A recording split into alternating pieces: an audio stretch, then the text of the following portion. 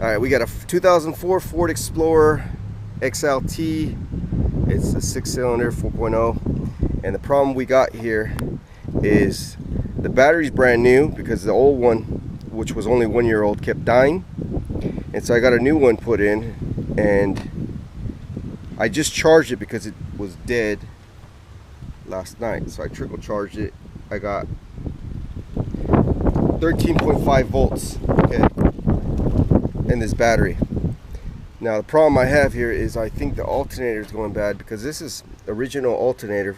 It's even dated on there, 2003. Okay, so this thing works intermittently, so sometimes it'll work and sometimes it doesn't. So you could be driving along and all of a sudden it stops working, and the gauge on the battery starts to drop down to the low position, and the car wants to almost turn off, and then my battery's dead. So then when I go to start the car, it won't start up. So there's a good way to find out whether or not if that's good or not without taking it into, because I took this in and I took it to AutoZone and they tested it and they said the alternator was good. Okay, so the battery's charged. When the battery's charged, it looks like it's good, and if it's working intermittently when they're doing the test, if it's working right when they're doing that test, it might say that it's still good, but in theory, in reality, it's not. So if I put this right here, so we got 14 volts, and usually when I start this up, it's about 14 volts, and then it'll drop when it stops working. I just heard it drop like the idle. Okay, so we're at 14 volts, which is good. That's what you should be at. But you can hear the motor, it sounded like it just quieted down to an idle, and that's usually when it's stopped working. See? Okay, let's check. Okay, I'm gonna go and test this side I'm gonna test the alternator over here. Alright. So I'm gonna test the alternator. Put this black one on ground, and I'll test the alternator right here. So it's running 13 volts, just like the battery. So that tells me right there the alternator is not working. 12.9. That's pretty much the what I charged the battery to was 13.5 volts. Should be 14 volts here. So that alternator is not working. See, it just went up to 14 for a second, started working, then it kicked back off. See, it's starting to work. 14.3, it's starting to work again. So that's intermittent alternator. It's working, then it's not working. So that thing's going out. It's not completely bad, but it's, you know, you don't want an alternator that's working and then leaves you stranded when it decides not to work, and then drains your battery. So I got to replace that alternator.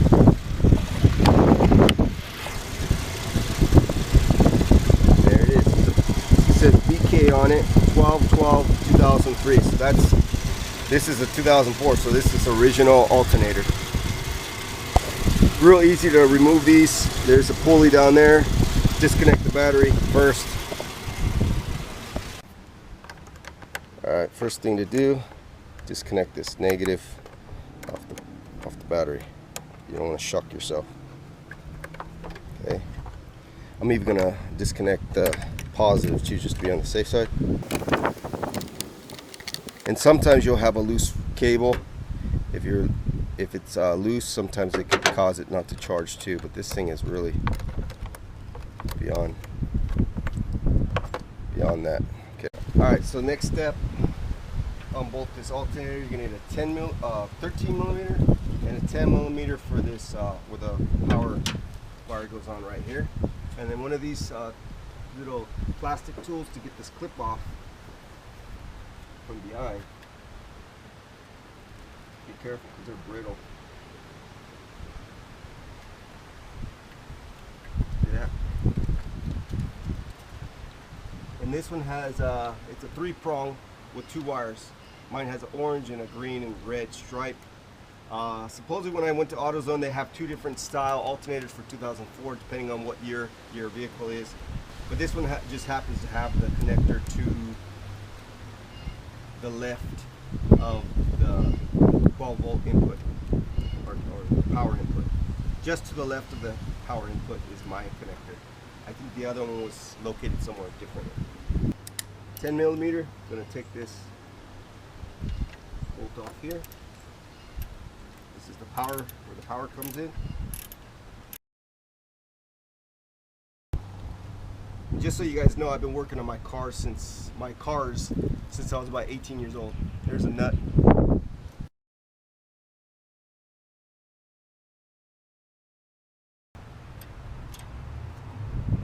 Alright, so that's out here. And that holds the wire loom too with this little bracket. And it's a long bolt.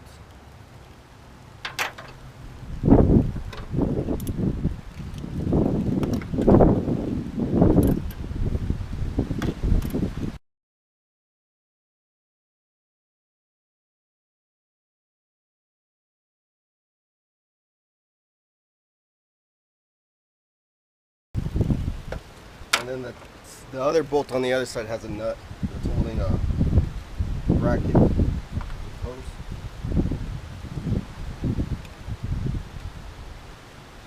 So you undo that nut first, and then take the little bracket harness off. And then there's a deep socket that you got to get a deep socket to get the other one off. See, a short one won't fit on there because it's real long. So I need a long 13. I'll be right back and get that. Alright, so next thing is just get a regular ratchet. Okay, I think it's 3/8. And then you see down there, there's a pulley. Alright, so you see down there, there's a pulley down there, and that's the tensioner pulley. You see the little notch right there? That's where the ratchet goes in there, into this thing right here. And then you just turn it and loosen it up. Like that. I guess I'll do it myself. Okay. Okay, once it's in there, okay, I'm in there now. You can see. Alright. There we go. Push away from the motor, and then you can get this pulley off like that, and then just bring it back up. Okay, and then we'll go back to taking this off. I just wanted to stop and remove the belt first, at least loosen the belt to get it off. I'm not going to take it all the way off because there's no need. I'm only replacing this and not the belt. Belt's still pretty good condition. There's the other bolt. And now I gotta go get a deep 13 to get the last bolt out right there.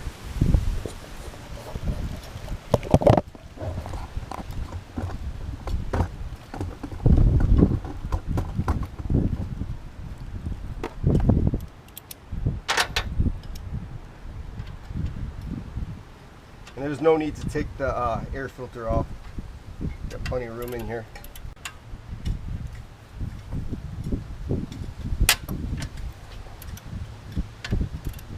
Always when you're loosening up, have your hand open, don't squeeze, because if you do it and it jerks open, you'll hit your fist, your knuckles will be bleeding. So always push with your hand open. Little trick I learned from my mechanic friend years ago.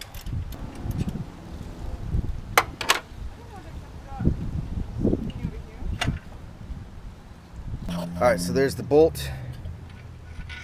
Okay, pull that out. And that's pretty much it. And then grab your alternator and pull it out.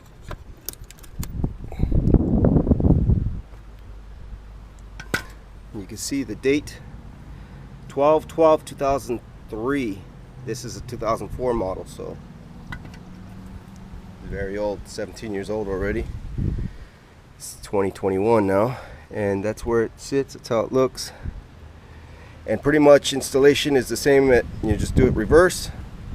If you don't want to watch the video anymore, you can turn it off. That's how you remove it. And if you want to continue, I'm going to show you how to install one back. Alright, here's the new alternator. It's a Duralast remanufactured alternator. This is the premium one. Triple tested, lifetime warranty from AutoZone. I think I paid, it's like $170 plus tax. and you can make sure the connectors are the same, because there's, like I said, they said there's two different ones for this particular car, and this is the right one. This is DL3410-16-2. So if you see 16.2 at the end, that's the one you need if you have this particular setup like I do. And then just take this thing and just put it back in there. This hose has to run a little bit. Alright.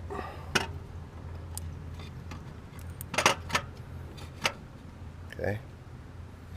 It's right in there like that. I'm going to start with this top one since I'm right here.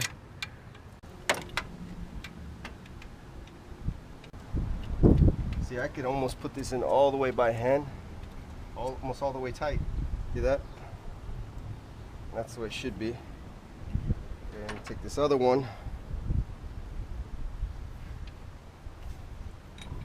And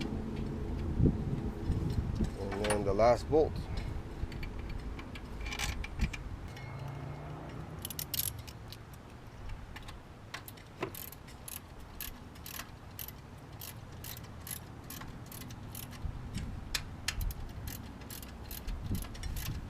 I like to tighten them up, you know, one a little bit tight and the next one and the next one, instead of just doing it tight all on one, so they're nice and equal.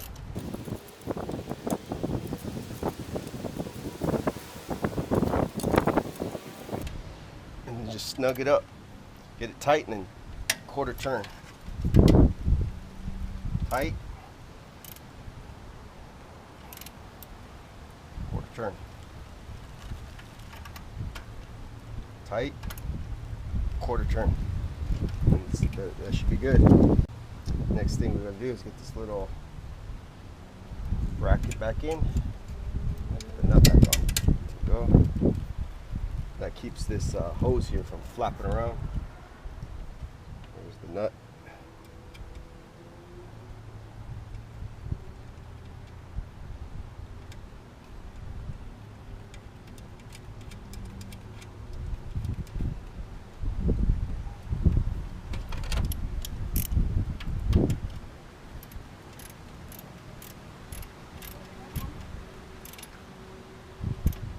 Maybe it's from the seeds that dropped. Alright, that's in. And then now I'm going to go and put the belt back on. And for anybody that, if the belt came off, you don't know how it goes, there's a diagram right here on how it works. This is the 4.6, which is not this car. Shows you that one as well, I don't know why. Here's the 4.0, that's the car that I'm working on. It shows you the pulley and the belt, how the belt goes on the pulley system. Alright, just get this belt back on. Okay, it's pretty much where I left it, so I don't really have to mess with it too much. Just got to get my ratchet back in here. And then go ahead and turn that again to make it loose. Hopefully my camera doesn't fall. So okay, loosen that up. Grab your belt right here and just pull up on it. Make sure the belt's on the bottom one correctly.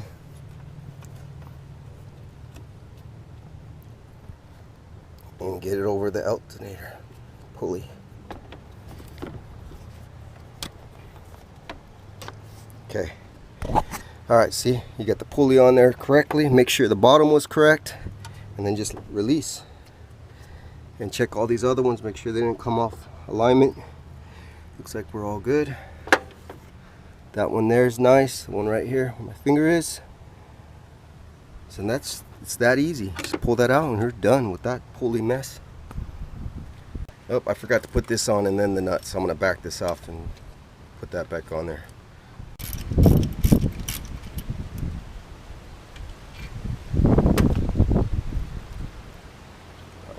That.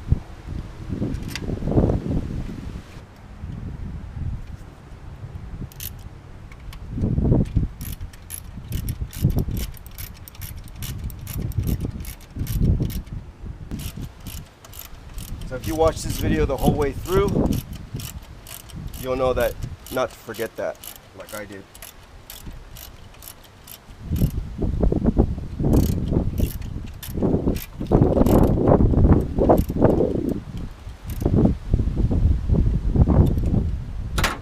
Alright, next thing is take this little nut off. Okay, there's a little nut here. They give you a new one. So there's the nut. Put this one on. Put the nut back on.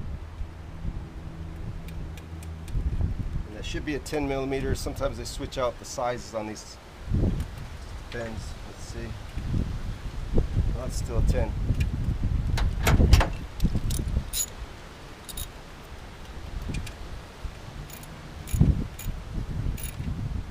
Snug it up. There we go. Over tighten it. Cap back on. And then we just take this last connector and plug it in. Take this last connector right there and just plug it in. Okay. And I'm going to test this right now, make sure this thing's working. Alright, come over here and plug back your positive.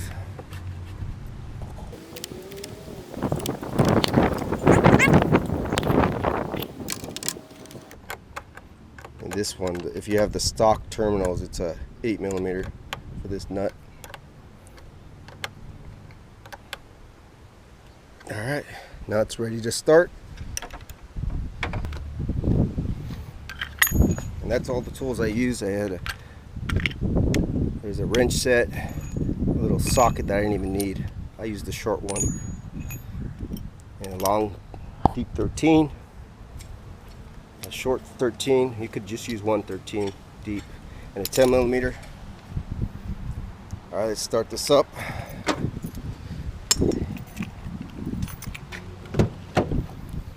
Let's see if it works.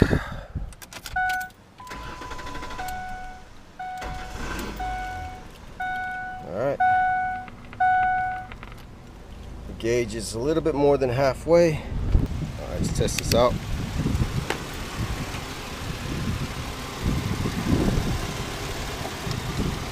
Put my negative in here, positive.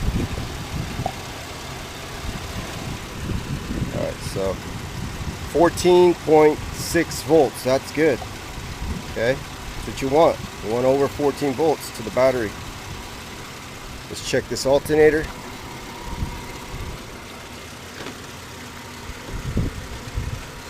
I'm grounded on the chassis. Blanca, give me a hand here. Hold the camera. Right here at the display thing. So I'm going to ground this at the chassis here. Show what I'm grounding.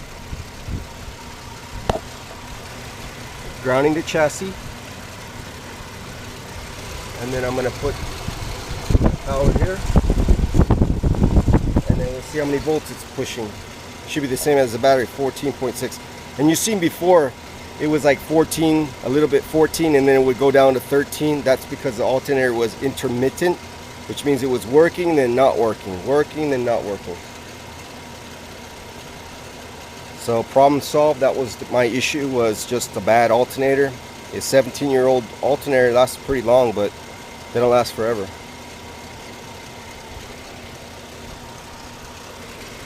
And I'll just cover up this boot so nothing gets electrocuted. Like that. Stick out of here. Close the hood and get to driving. And that's it. That's how you replace your alternator in a 2004 Ford Explorer. And this one just happens to be XLT model. And they say when you go to look on the door, I didn't look at my door, but it tells you the information of when your car was built. They might ask you that. Let's see if I can find it for you guys. Here it is, manufactured by Motor Ford. So this date was December 2003. Same age as my alternator, December 2003. It's because they might ask you if it was made before or after a certain date. That's when this date was, December 2003. Alright, that's it for this video, guys. Take care. I hope this helps you guys if you have the same issue. Alright, so after going for a test run, guess what happened? Went for a test run down the street and the car was running fine. 1 minute into the drive, my instrument panel went all dead. All these lights here went dead, completely dead. The air conditioning turned off, all the windows turned off, everything. Turns out that AutoZone refurbished battery, triple tested battery, was pushing out over 17 volts to my battery.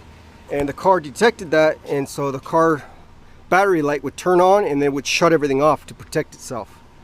I guess that's what it was doing. So I went and returned that one. It was refurbished, and I got a brand new one from O'Reilly's because AutoZone didn't have any in stock. This was 188 bucks. This is what I got. It's Ultimate Select. There's the part number, N111749B. Okay. Lifetime warranty, but everything's brand new in this one. And there it is. It literally took me only about 5 minutes to put this one back in, take the old one out, put this one back in. So yeah, if that happens to you, if you get an alternator and it's brand new or refurbished and it starts going crazy, like your instrument panel goes all the way dead and your windows stop working and everything stops working inside the car, it's not a relay. I checked all the fuses. It's just you got a bad alternator. They do sell bad parts. I don't know how they get away with it. It blows my mind how they get away with triple checked parts and they still are not good. So anyways, we'll wrap this up. We'll wrap this video up and be done with this vehicle. It's working again.